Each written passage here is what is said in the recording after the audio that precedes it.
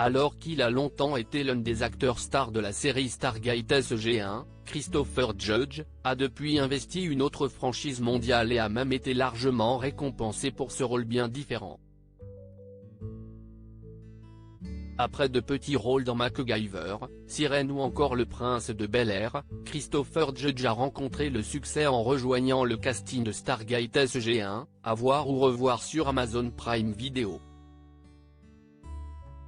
Le comédien a prêté ses traits à Teal'c, un guerrier Jaffa, une espèce proche des humains dont le rôle est de servir d'armée aux Goa'uld. Après 10 saisons et 214 épisodes, la série de science-fiction a pris fin en mars 2007.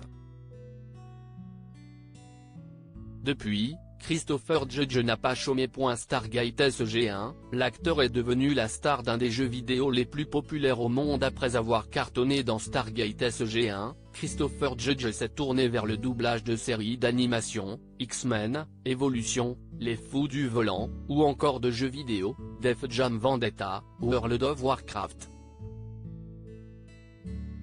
Grâce à la technique de capture de mouvement, l'acteur de 58 ans a interprété Kratos dans le jeu God of War, sorti en avril 2018. Un rôle qu'il a repris 4 ans plus tard dans la suite God of War, Ragnarok. Grâce à ce rôle, le comédien a remporté le trophée de la meilleure performance aux Game Awards 2022.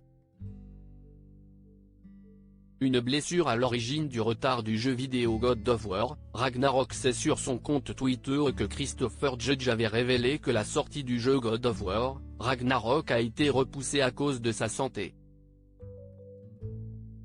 Je me sens bien maintenant. J'ai besoin d'être transparent. Ceci n'a pas été approuvé par personne. À l'attention de la communauté bien-aimée, Ragnarok a été retardé à cause de moi.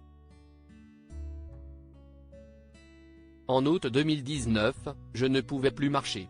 J'ai dû me faire opérer du dos, des deux hanches, et du genou. Ils ont attendu que je fasse ma rééducation, pouvait-on lire sur le réseau social Twitter. Pas de menaces, pas de tu te prends pour qui, rien que de l'amour et du soutien. Et Sony Interactive Entertainment n'a jamais dit un mot sur le retard, et sur ce qu'il a causé. Les studios sont des connards, mais cette société devrait nous donner de l'espoir.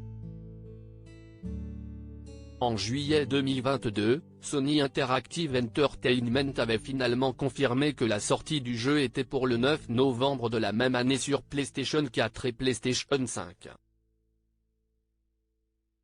Article écrit en collaboration avec C-Media.